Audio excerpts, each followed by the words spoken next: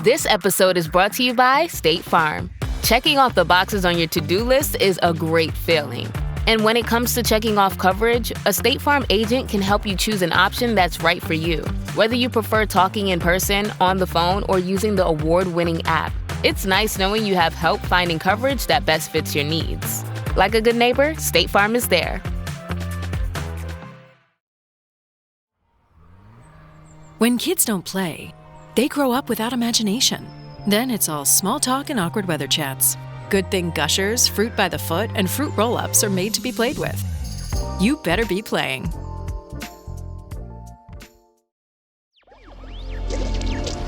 Electricast. Full Metal Jacket is one of the national anthems of the Marine Corps. It is quoted by everyone. Welcome to episode 110 of Generation Film, where two guys from the 20th century select a classic movie to show a panel of young film lovers to see if it still plays for today's generation. I'm Mark Netter. I'm a filmmaker and an instructor at the Los Angeles Film School, as well as being co-founder and CEO of Electricast Media. And I'm David Tausik, and I am co-host. I'm Grace Chapman. I'm a student at the Los Angeles Film School in entertainment business. I'm Guy Lewis, and I'm also a student at the Los Angeles Film School, and I like movies. I'm Kylee LaRue. I'm a recent graduate of USC Film School, and I'm specializing in cinema and media studies. Hi, I'm Chris. I am a Los Angeles Film School alumni, recent, and I've been doing film for about 8 years now. I want to mention one other thing about Chris. Chris is actually a Marine veteran. Yes, this is correct. 5 years in the Marine Corps, combat camera, which was actually Joker's job, by the way, in the movie. And Wow. do you do basic training at Parris Island? Yep, the way that God demands it. All right, so now we've got an authority. Excellent. Well, in case you haven't figured it out yet, this past week we watched the 1987 Vietnam War film, Full Metal Jacket, directed by the great Stanley Kubrick. The movie is based on the novel The Short Timers, written by Vietnam vet Gustav Hasford, based on his own experiences during the war. And the screenplay is by Michael Hare, a war correspondent who wrote the Vietnam War classic Dispatches. Surprisingly, it was shot entirely in an abandoned gasworks in South London, and it introduced actors Matthew Modine, Vincent D'Onofrio, Adam Baldwin, Dorian Harewood, Arliss Howard, and former Marine Sergeant Arlie Ermey to the movie world. The movie starts on Parris Island, where wise guy Private Joker, played by Matthew Modine, is training to be a Marine with the flabby, failing recruit Private Pyle, all under the extreme discipline of Gunnery Sergeant Hartman, who is only referred to as Sir after he introduces himself. Graduation day ends in tragedy and horror, but we skip ahead to Private Joker as a Marine reporter taking on an assignment that sends him deep into the war zone, where he embeds with a platoon. The final act of the movie, almost entirely in real time, finds Joker in the platoon in the bombed-out city of Hue, pinned down by a Viet Cong sniper hidden on the second floor of some hard-to-determine building. They face a series of intense moral challenges in their drive to save their injured comrades and stay alive, all while taking the battle to the enemy. First question I have, was this the first time watching the movie this past week for anybody on this podcast? Nope. Wow. All right. Nobody's first time. Guy, I want to start with you. You've also served in the military, not in the Marines, though. Is that correct? That is correct. I was on a submarine, but I'm bump. When was the first time you saw Full Metal Jacket? In boot camp, when I went to boot camp, they kind of showed it as like a small training video as you were in the middle. And then like for a while, we just watched it over and over and over and over. It's one of my favorite military movies, hands down favorite. Not that you can have a favorite Vietnam depiction, but it's the one that I like the most. Yeah, I think the Vietnam films that were considered to be the classics that came out of that time were Apocalypse Now, Deer Hunter, Full Metal Jacket, Platoon, and Born on the 4th of July. And there's a few others that are also good, but those are the ones that people pretty much consider the must-sees. Yep. And what was your experience like watching it this time? It was just really familiar. It gave me like a feeling of nostalgia for military service, which comes and goes every once in a while. If you guys understand, I don't know if Christian understands what I'm talking about, but like you kind of miss the mission a little bit, I guess. Yeah, the camaraderie and stuff. You mostly miss the people, not necessarily the stuff you do. Yeah. So I feel you, man. First time I saw the movie, ironically enough, was also at boot camp. You know what they did? They put the movie, the cassette, the VHS cassette on the stool. And they told us, watch the movie. For the full length of the movie, we just stared at the cassette tape. And that was the first time watching Full Metal Jacket. You mean they made you watch just a tape sitting on a Yes, just a stool? tape in the sleeve sitting on the stool. That was the first time watching the movie. That is incredible. But the first time actually watching the movie, I was stationed in 29 Palms, California. And that was the first time I saw it with my roommates who were also like movie buffs. So when I said I haven't seen it, they were like, oh, nope. And immediately got to watching it. And it's intense. It's intense in all the right ways. And it's really good. It's really good. So this last time watching it, did you get that same nostalgia that Guy's talking about? Yes. And now that I actually know about films and like, they did this, they did that. That's a guy standing with a light there in the corner. Like I see all the things that they do. So I got to watch it through that lens, pun intended. And it was really interesting because I was like, oh man, they use all these like small, simple techniques that just completely make the movie. My understanding is that Marines in general love the movie. Is that true? Yes, that is one of the national anthems of the Marine Corps. It is quoted by everyone, especially drill instructors. It's helped shape Marine Corps culture and like help a lot of people actually join. It's a big deal in the Marine Corps. Really interesting. I don't think Stanley Kubrick intended it as a recruitment film. No, but, right? Right. But it intended to be accurate, I think. Yeah, it's not just the Marine Corps. Navy boot camp, all the instructors were just subtle takes on the drill instructor's character. They're all like steal little bits and pieces from him. It's kind of neat to see, actually. Gunny Ermey's insults and stuff are improvised.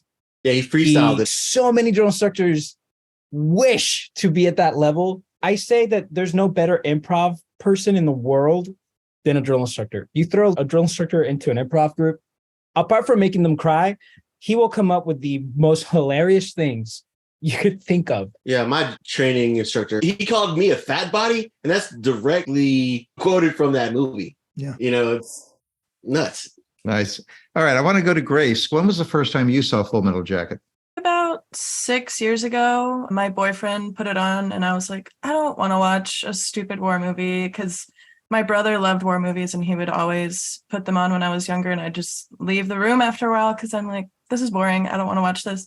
But as soon as my boyfriend put it on, I could tell it was different from other war movies. It was more like anti-war and just so much more artful. And I was just hooked from that moment. And this was actually my third time seeing it. The second time I watched it by myself.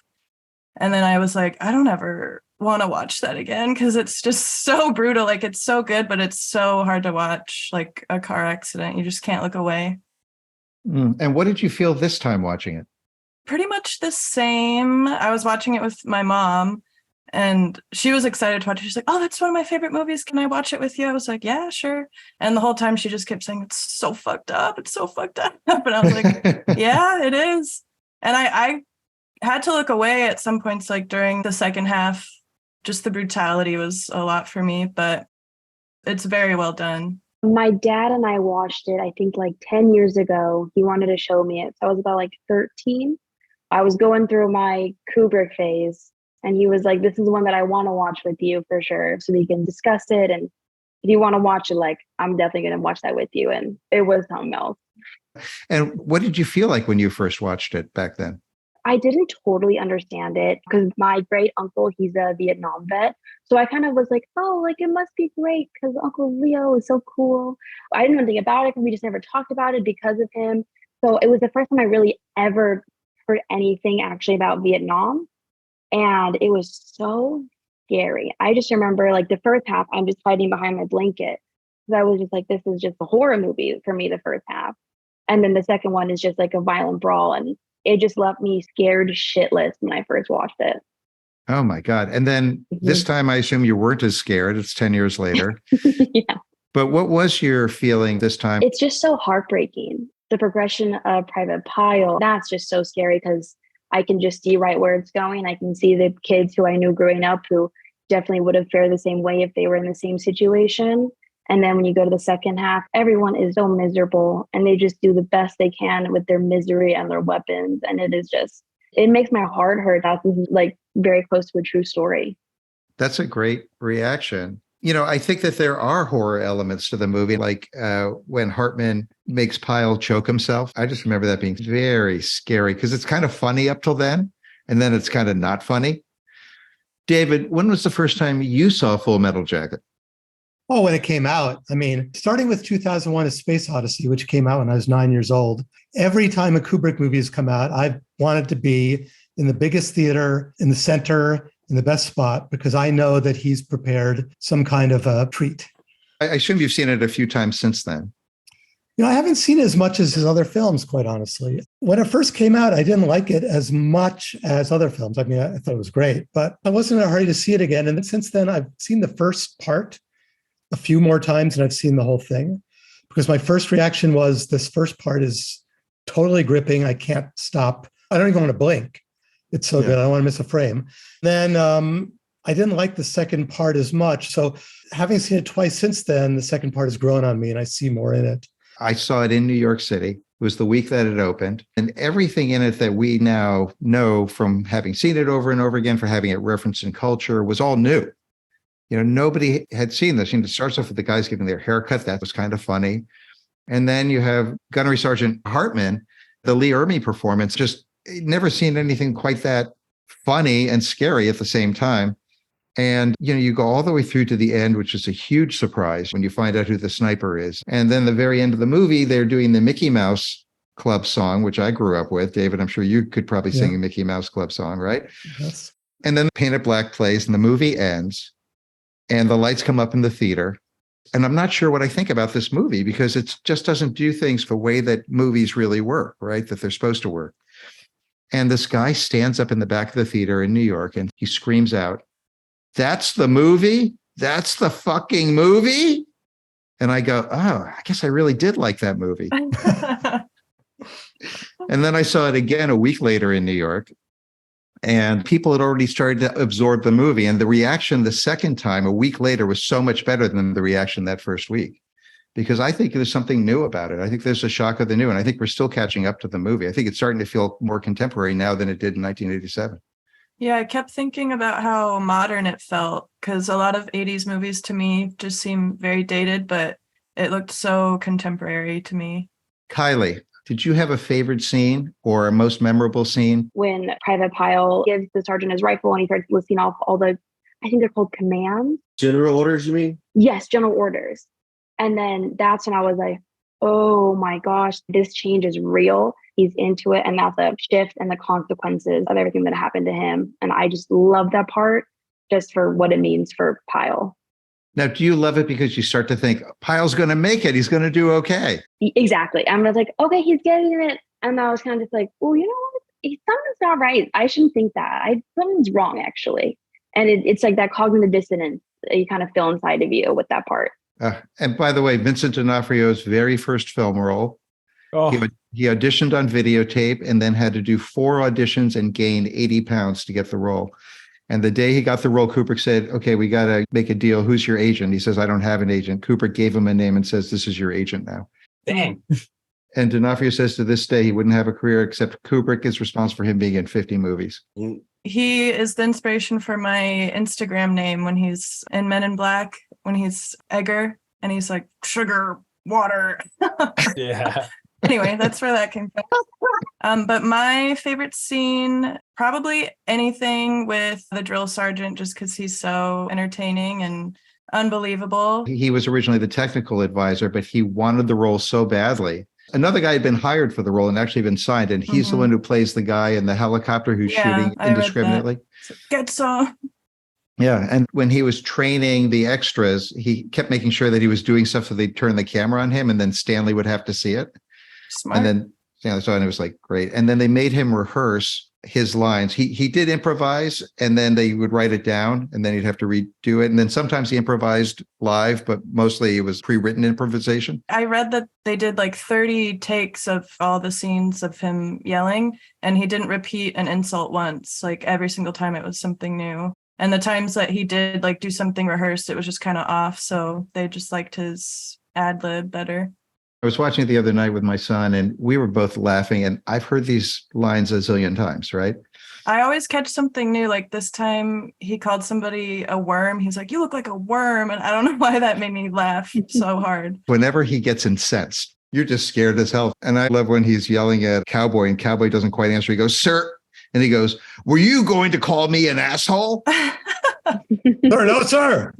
The whole boot camp stuff is all good things to me. There was no down or relief. You know what I'm saying? It was always tension raised. Like from the moment you sat down, you're getting your head shaved. And now you're getting hustled into the barracks and some guys yelling at you. You know what I'm saying? So it's all kind of the same scene to me, except for the end of Private Pile. And that's kind of like, you feel that tension building up. Once you see Joker on watch, and then you go to the bathroom, you know it's something totally different. That was really striking. But then the scenes in Vietnam, especially with the prostitute scenes, those are horrible, horrible, terrible, terrible, terrible, terrible, terrible, terrible, terrible, terrible scenes. But I cannot stop laughing. They sampled those scenes in hip hop, when I was coming up as a kid. So Two Live Crew. Yeah, Two Live Crew, yeah. And like the very last scene when Joker becomes hardcore, you know what I'm saying? That's a big scene too. So there's something just fascinating about the moral question at the end, right? Joker is the first one into the floor where the sniper has been pinning down the squad and killing two of the squad members.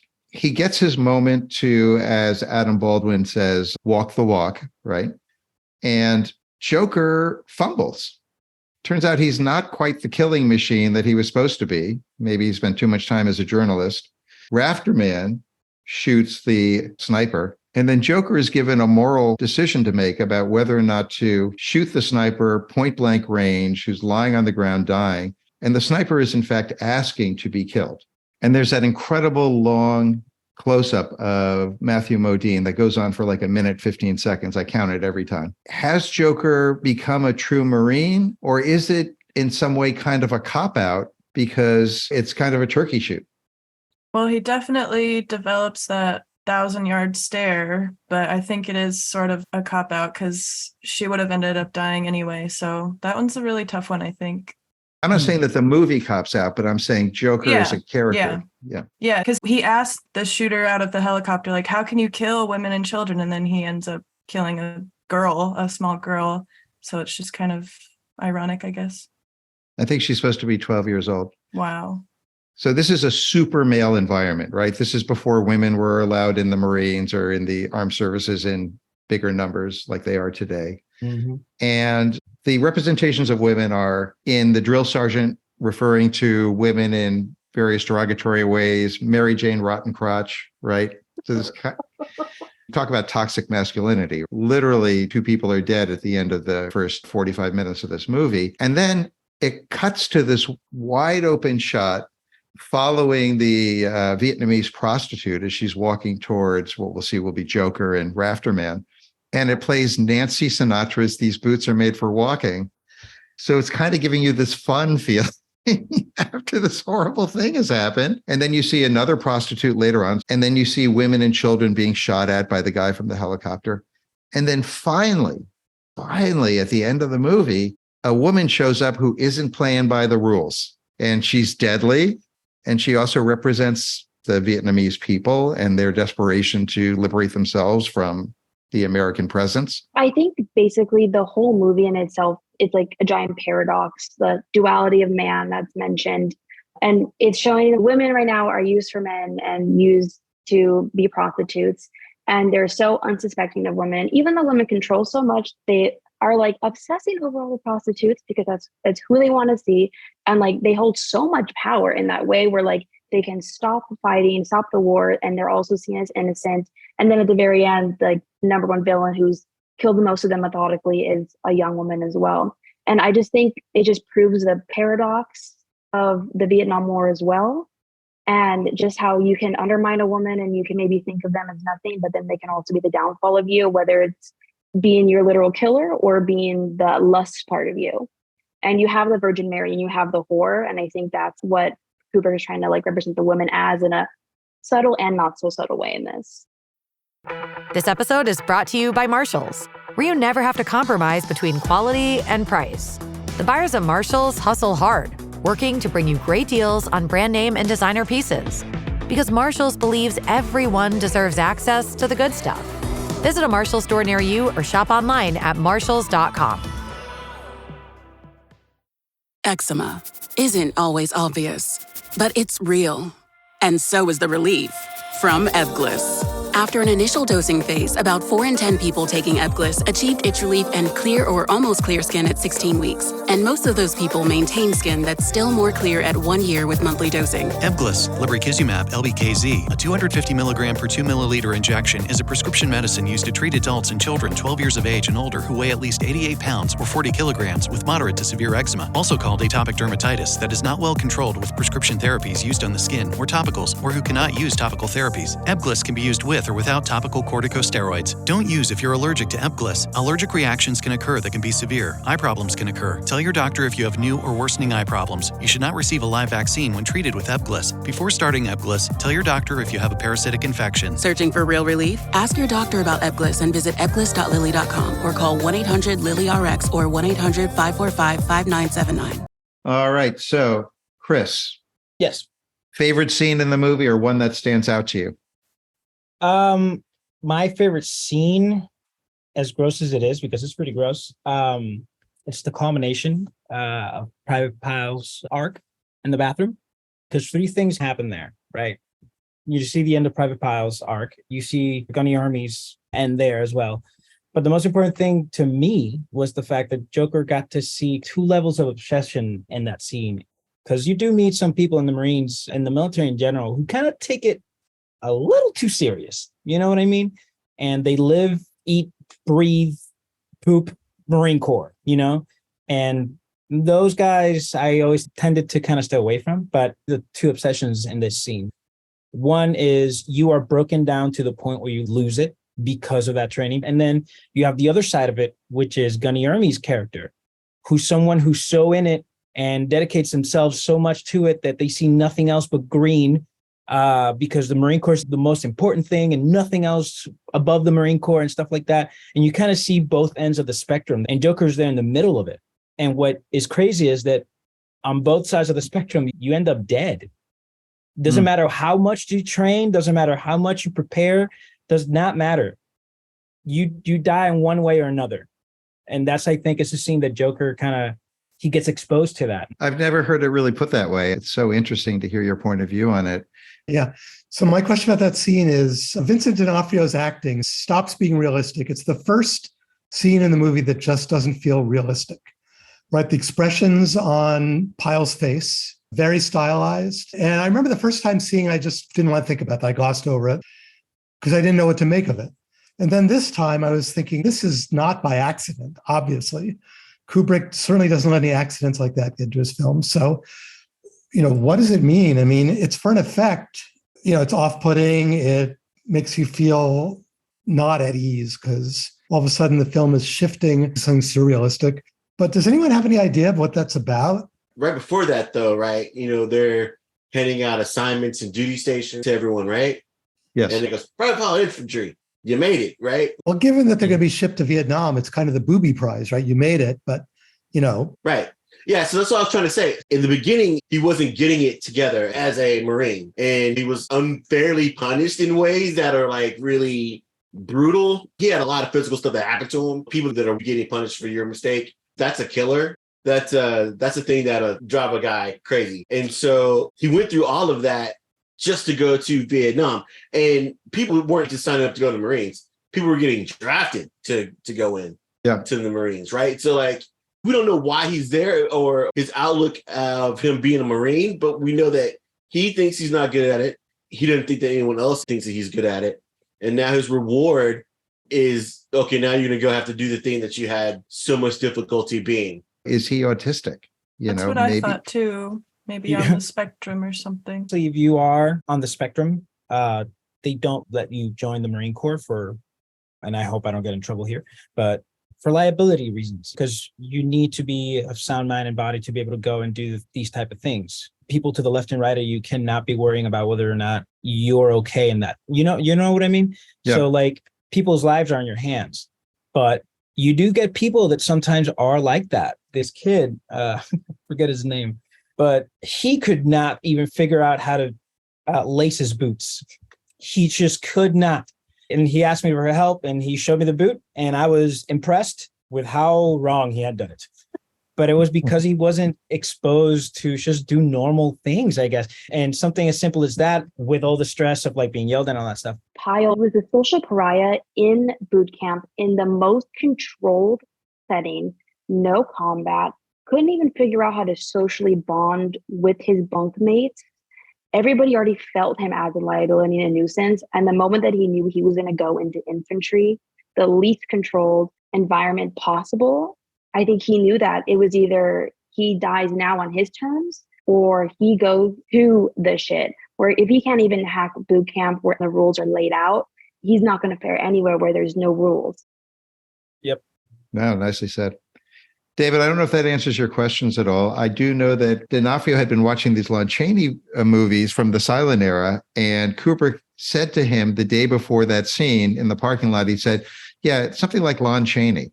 And D'Onofrio was like, great, no problem. Yeah, that's that Kubrick stare that you've heard about, right? I mean, that's very similar to the look that Malcolm McDowell gives in Clockwork Orange and that Jack Nicholson gives in The Shining. Is there a scene that you want to highlight? Well, the whole 45 minutes is almost like one scene. It's so seamless. And Kubrick does this a lot, like the duel in Barry Lyndon or some of the stuff in 2001. He starts the train going and it's like a procedure, like the guys in the cockpit in Dr. Strangelove. It's like music. And that first 45 minutes is just like that. It's just sort of perfect. But my favorite scenes, I think, are the ones where Joker's thinking about loftier things than everyone else. And then he gets put in the shit and he's still trying to sort all that out. And I enjoy watching him do that because there's no sorting that out, but he tries. The peace sign, he wants to be a killer, but I don't really believe he means it. And I'm not quite sure where he is. I'm always trying to figure out where Joker is. That's where the nickname maybe comes from. He is kind of a Joker. You don't know quite what he is. And I don't know if he knows what he is. Yeah, I think Joker is just a walking paradox. He's just that theme continuing over and over and over again. Doesn't know why he's here, but he's here. He's going to try, but he's not really going to try. And he's going to resist, but he's also going to comply. I was reading somewhere that the books that the film was based off of, it was supposed to be a trilogy, but the author died after the second one. But in the second book, Joker switches sides. He goes back to Vietnam and starts fighting with the Viet Cong. And I was like, that's What so the unexpected. fuck? Yeah.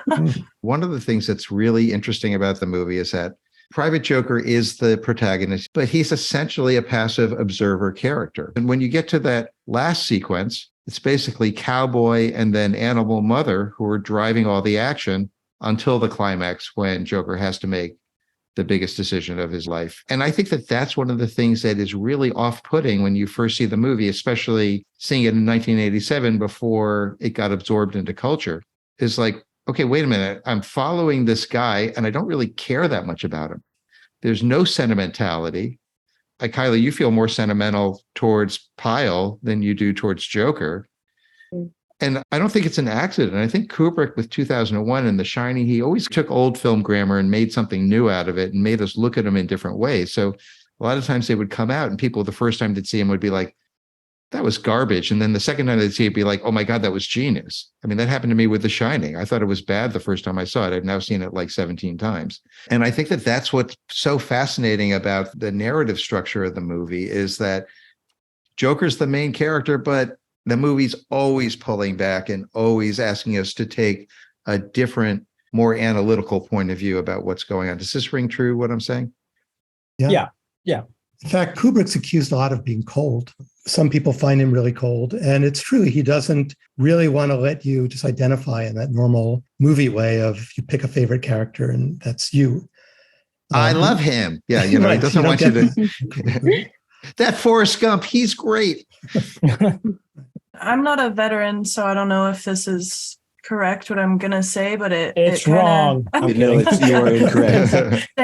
But it kind of seems definitely on purpose to make Joker just, you don't really care too much about him, because maybe that's like how the military makes people feel when they're in there. They're just some anonymous soldier who doesn't really matter. Yeah, they treat you like a number, but then they tell you your family, but then they treat you like a number again. So you're like, what are we? You're like with a toxic ex. You're like, what are we? What's going on over here? And the family part comes from the people that you're serving with in the moment, right? And it's true. Like I mentioned earlier, like I live with two people that I serve with, and I love them. You know, I love these guys. They have no idea how much of a support system they had to me. You know, but then the overall, we're a number 15097777396. That's my number. Wow. You know what I mean? Like literally a number. So yes, he is the main character and all that, but he's not 100% driving the story forward. And that's sort of how war is. You know, you're not in control. You're not driving the story. So it makes sense. You're not a main movie character in real life. You know what I mean? I mean, some of us, but other people, other people, you know, it's like in the military, you're definitely not the main character at all, dude. Well, you're not the main character in the military unless you're doing something wrong. If you are the main character, then that's not a good thing. It's a bad thing. Oh, that's like interesting. We called it holding the football. So if you are holding up the ship from getting underway, you have the football. If some of your equipment is broken in the engine room and you can't go underway, then, you know, machinery division or electrical division has the football. And I get why Joker kind of has that feeling that he's not the main character, because he's the average squared away, got all his shit in one sock Marine. This is the guy that's got it together. So this brings up a question that I think the movie is asking. And again, it goes to a lot what Kylee was saying about duality in the film. The film is always asking you to hold two ideas in your head at the same time, which is what gives it a lot of juice. And one of the questions it's asking is, what kind of training and character is required to survive the shit? If war is hell, which this movie is clearly showing, and combat is random, and maybe your choice will keep you from getting killed, or maybe it doesn't matter, right? So why do we spend 45 minutes before we even get to the main story? And I think the movie is basically asking you, would you rather have your squadron led by a cerebral, even-tempered guy like Cowboy? Or would you rather have your squadron led by Animal Mother, who is just going to be like, damn the torpedoes, run in there shooting like hell and get you to the next kill? I don't think he's fit to be a leader. I think he would definitely steer his troop or unit, whatever it's called, in the wrong direction. But if I wanted like a killer by my side, yeah, but I was not drawn to him at all. No, he's like the guy at the bar you give like the wrong number you memorize and a fake name. Don't tell him what you do. Like, he's the reason why you got in groups. Like, there's some off and he is just too eager to cause mayhem. And it's just, yeah, you know what? Like, this is my fake name. This is where I don't live. So, like, catch me later. We all know that guy. You said that's a perfect description of that person. Yeah. It just seemed pure evil to me too. Like, he just joined because he wanted to kill, and he didn't seem to have any camaraderie with his soldier mates. What are they called? Squad mates. Except 8-Ball likes him. Yeah. And he said to 8-Ball, like, all N-words should hang or something. And that seems like real racism, not like just teasing. Well, I mean, I don't know, because the fact that he said that and they're in a situation where A-Ball has a gun and could retaliate is kind of poking the bear. He's like a bear, yes, and no one's poking him, so he's gonna poke the black guy to just push his buttons. But you know, they're a different type of Marine than we saw before, right? Before it was like the fresh boot camp, I don't know anything Marines, and then they get to Nam, and then they meet up with Cowboy and those guys, and these guys are battle hardened. They've seen blood and guts and everything. They're the guys that you want with you. They've been through the shit. I want to get into some of the research that you guys did. So, Guy, why don't you tell us a little bit about the making of it? Cool. So, like, none of that was shot in Vietnam. I know, I was shocked. I couldn't find out why, but they flew in palm trees from Spain. Kubrick would never get on an airplane. The last time he traveled to the U.S. was for the premiere of 2001, and he sailed. This guy had a pilot's license, but he was afraid of travel because he said that the airlines did not have good safety measures. He was paranoid. Oh, shit. Okay, that makes sense then. You know what I'm saying? Also, the set they shot on was Tausik, and it took over a year to get all the shots for this movie done. And so the cast and crew were like just beat up over this period of time. It got so bad to where they were going to have a mutiny on set. And I think it's so funny that it's an army movie, but the actors are going to have a mutiny. How does that work? Kylee, what was the reception when the movie came out? It was, well-ish received. It financially wasn't a huge success, but it wasn't a failure. I believe it was 10th in the US for the month it was released. But it gets better and better reviews as it goes on, and now it lives on as one of the best war movies. IMDb's number 87 on the top 100 list. But contemporary viewers grow to like it more and more, I think, as it goes on. Yeah, I remember some of the negative reviews at the time and those things about it being too cold and whatever. And I was just like, dudes, not right. Grace, what were the times like when it was released? Yes. So the Vietnam War had been over for a decade, but it was still very fresh in the minds of Americans and just people across the globe. The Cold War was still ongoing. And that was the year Ronald Reagan visited West Berlin and famously told Gorbachev to tear down the Berlin Wall. The film was released during the second term of Reagan's presidency, which was characterized by conservative policies, economic growth, and increased focus on military buildup. And during the 80s, so many other war movies were released. I didn't realize that, but I looked up like what other war movies came out in the 80s, and it was just a huge list. So it just all of them. Yeah, all of them pretty much. So this film is really relevant to that discussion and America's reflections about the war and the impact that it had on our culture.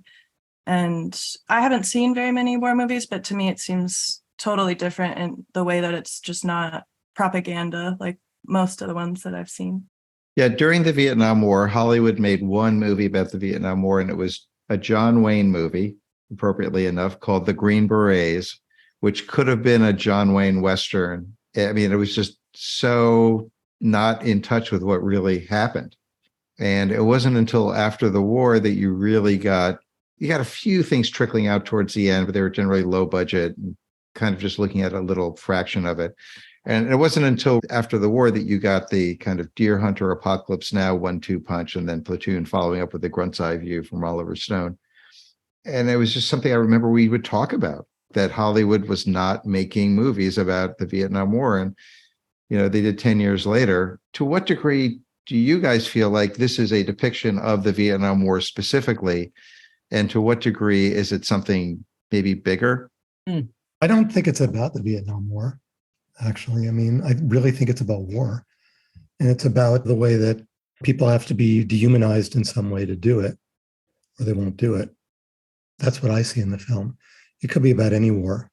I just think that it was a smarter idea to use that background of the Vietnam War, because those are the guys that really went through, I'm not to discredit the guys that have gone through everything else, but that's the one war that everybody still to this day kind of very much addresses when it came to all the crazy shit that people got into back then. Right. Well, there was a lot of drugs. There was a lot of, there were people that were shipping drugs back in coffins. The reception the soldiers got was pretty awful because, they'd come home and people just say, "Oh, you're baby killers," There was some of that. There was no thank you for your service.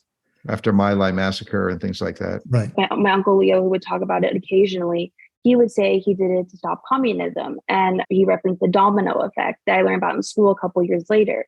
And they keep saying oh yeah, if we lose, then the domino effect of communism will come down. And that's what was the reason for Vietnam. But not once in the movie, even when the soldiers are doing their commentaries, do they ever talk about communism. They're kind of more nobody wants us here. No side of Vietnam, the people of Vietnam don't want us here.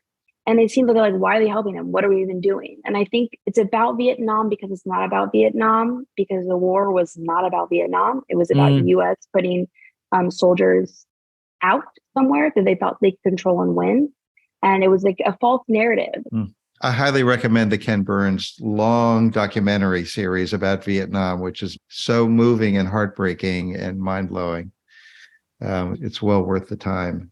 I want to talk for a second about my favorite scene. And I think it goes to why I think this actually is the great Vietnam movie of all time.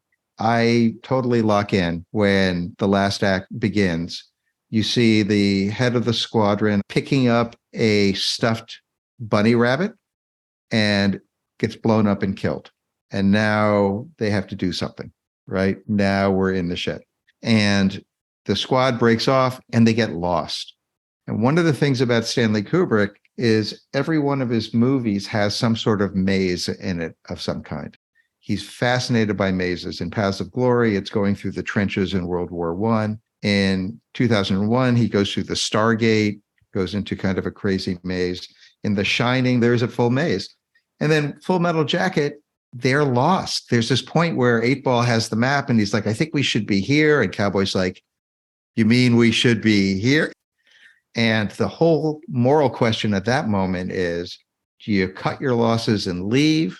Or do you stay and try to save your Marine brothers and somehow make it through, even though you're in a place that you don't understand, don't really know where you are, and you don't even know who the enemy is? And to me, that was what made Full Metal Jacket the best Vietnam movie, because it came up with a metaphor for the war. Apocalypse Now is kind of like a trip fest. Deer Hunter is amazing in terms of the novelistic way it talks about a whole community in Pennsylvania who go to Vietnam and are completely changed by it. The whole families are destroyed and changed and remade. But Kubrick came up with a metaphor. He famously said about Schindler's List to some writer that he was talking to, he said Schindler's List wasn't really about World War II. It wasn't really about Nazism. And the writer said, why? And he says, because the Jews all lived at the end of the movie. And so what Kubrick is doing is creating this metaphor for Vietnam that basically gives us the same kind of feeling that we kind of had at the time, which is like, when the fuck are we going to get out? But we've lost so many people. What do we do? And then it'll fall, the domino effect. It's like, it was this huge conundrum. And I think he kind of boiled it down to that last sequence. Am I out of my mind? No, there's definitely a metaphor there. I mean, there's a bunch of them. David, I know that we're kind of running short on time and there's a million things to say about Stanley Kubrick, but is there anything you want to touch on in particular? It's really the last of, I'd say, 11 great films he made, because the first two were really just kind of warm up. He had no budget and they didn't get seen until he became famous way later. He only made about 10 films that kind of count before Eyes Wide Shut came out, right before his death. I don't know if it's quite a finished film or not, but each one of them is an amazing event. So growing up, I thought, well, Stanley Kubrick, he's the greatest filmmaker ever. I mean, I was just bowled over. He was a huge idol for me. But looking at him now, the films are kind of peculiar. He's one of a kind. He's making films in a way that's different from the way everyone else makes films. He's also making films that say something different and that operate differently. So he's really off in a corner by himself. And each one of the films that came out got bad reviews. The only film of his that really got universal acclaim from critics was Paths of Glory, his other war film. And all the other films got pretty bad reviews, but the public liked them. They all made money, which is why he got to continue to make movies. And it's the public that carried him. Critics didn't like him. And then 10 years later, they all love him. These are films that really need digesting and worth revisiting again and again.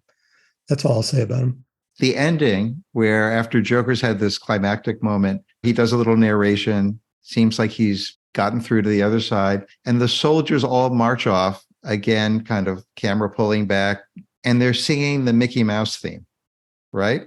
Hilarious, chilling, or WTF? I think it's scary. Yeah, I think it's kind of terrifying, but it's also kind of funny because of the juxtaposition of it all. I think that scene is just so big. It says so many things. One, the war is still going. This little skirmish that we just saw is one of the small pieces of this war. There's still more, it's still going on. And then two, it speaks to the age of the average soldier. Yeah. They're not grown-ups. These are kids, 19, 17, 18, 22. Those are kids. So when they do the Mickey Mouse, it's like, hey, what have you all seen? Well, Mickey Mouse. But then on top of that, it's like saying to the Vietnamese people, Mickey Mouse is coming to take over, which is like kind of like a thing, America, like capitalism, like here comes capitalism. Yeah. Here comes America. We're coming to get you. Oh, it's so big. So good. It was so powerful, and it really speaks to the loss of innocence, just the contrast of singing about Mickey Mouse after you just murder somebody. And the whole film is really about loss of innocence. So I thought it was extremely powerful for them to be singing that at the very end. Yes, exactly. Una silla de masajes puede parecer extravagante. 8 configuraciones diferentes, intensidad ajustable, además es calefaccionado.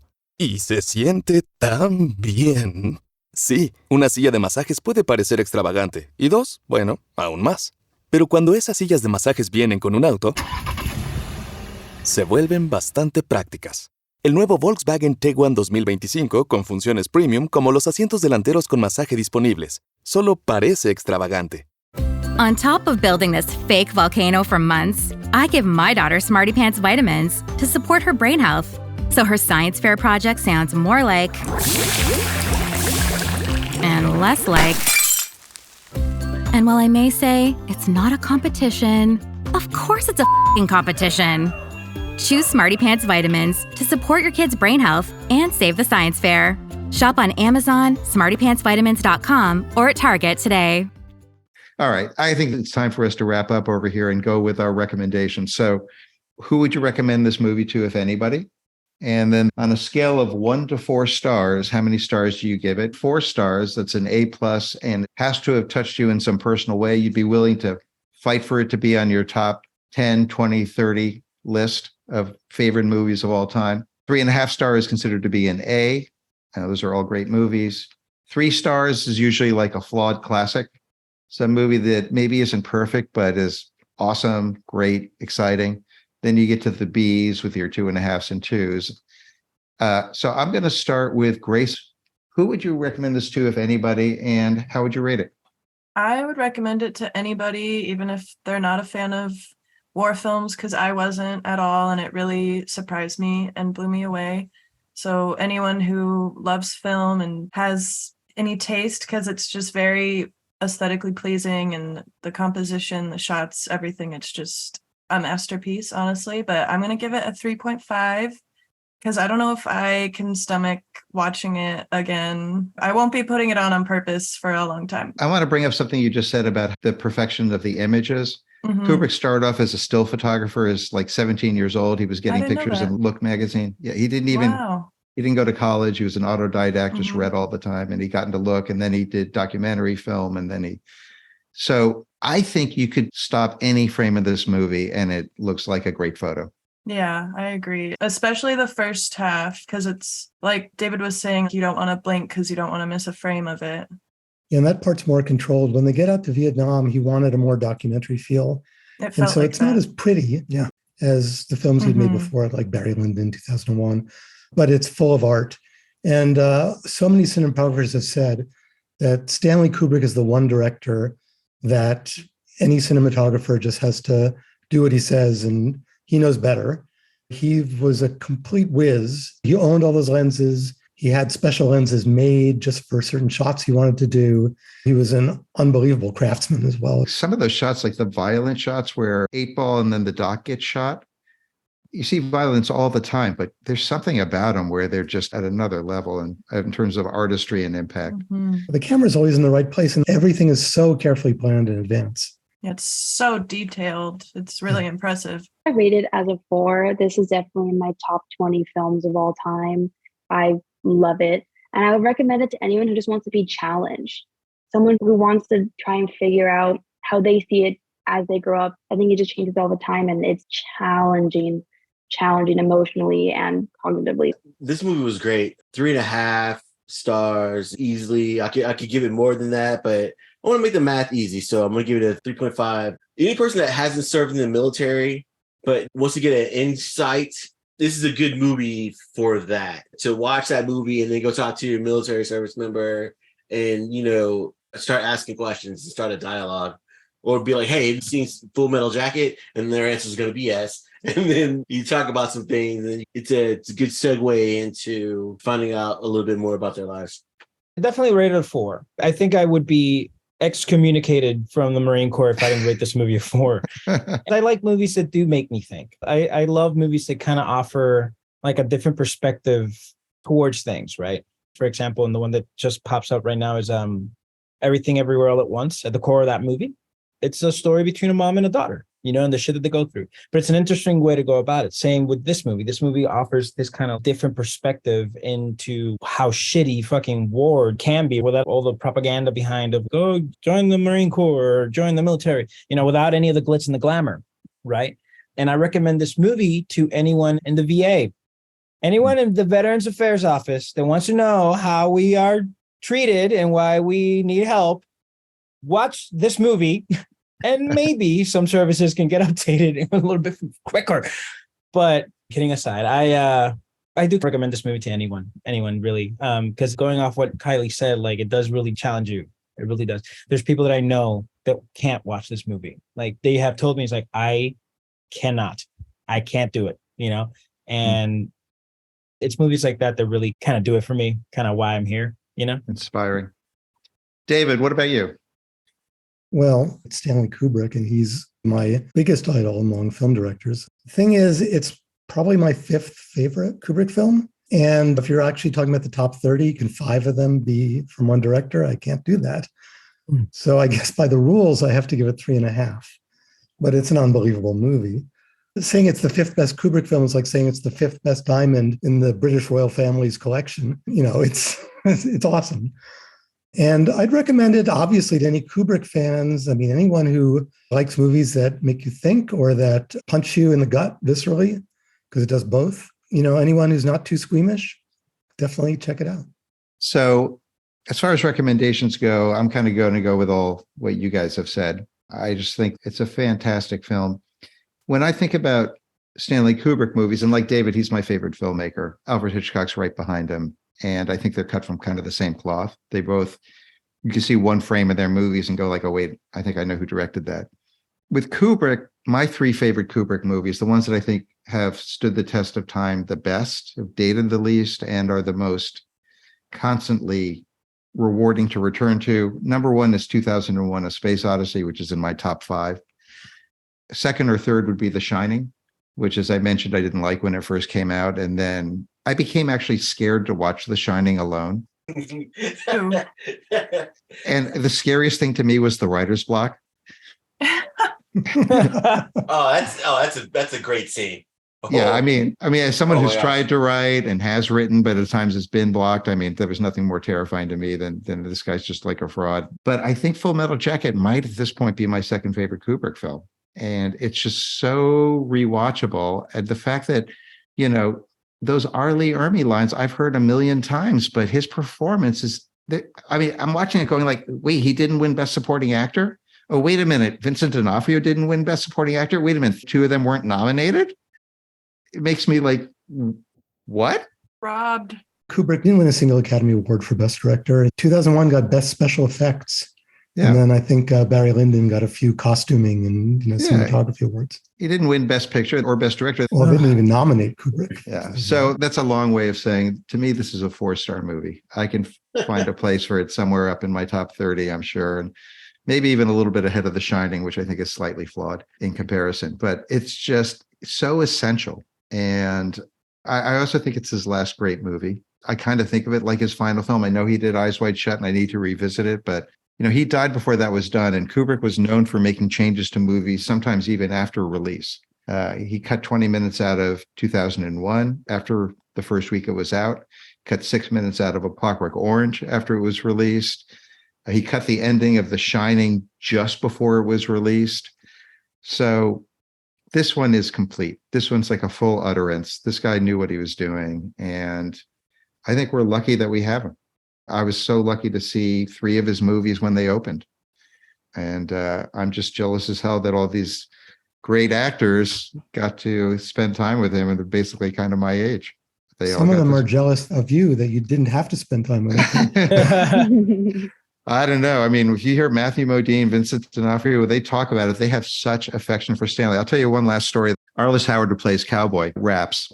And Stanley, as he's saying goodbye to him, says, "You're going to miss me."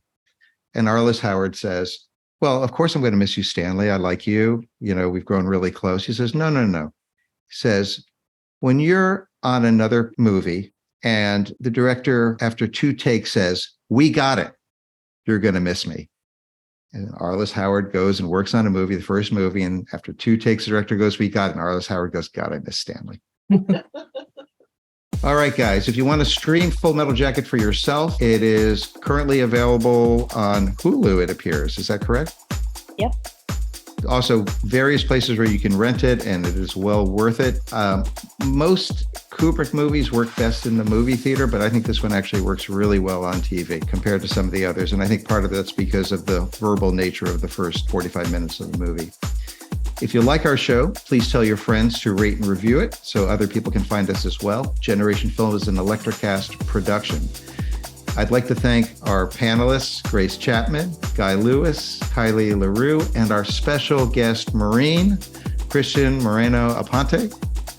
That's me. Thank you so much for coming and giving us so much background, and Guy also for your service as well and what you're able to bring to the story. I'd also like to thank my co-host, David Tausik, who produces this and is heavily involved with the editing, along with our editor, Marcus Campito. Our executive producers are myself, Mark Netter, and my partner at Electrocast Media, Peter Rafelson. Please join us on our next episode, where we'll see how another classic film plays to a young generation. And this is going to be a very special double film episode, a short and a feature from 2 ends of the career of Louis Buñuel. Un Chien Andalou, also known as Andalusian Dog, the short he made with Salvador Dali that caused riots when it opened, and Discreet Charm of the Bourgeoisie from the late 1960s, a surrealistic epic about 3 couples trying to have dinner together. We'll see you all on the next episode of Generation Film. Electrocast. Electrocast. Welcome to the Candle Power Hour. Come with us backstage behind the scenes of show business spanning over 4 decades and bringing you the experiences that can only be told by the people who were there. Our guests are from the A-list, the F-list, and everyone in between. Get set for some of the most insane, hilarious, and inspiring stories you will ever hear. I'm Mercury. And I'm Diego. Your hosts for the Candle Power Hour. Hey guys, it's your girl Yasia. I want to share some really exciting news with you. I just dropped my first ever single, Spell on You, off my upcoming debut EP, Devil's Room, on RM Records. It's simply devilicious. Check out Spell on You wherever you listen to music. Bye for now.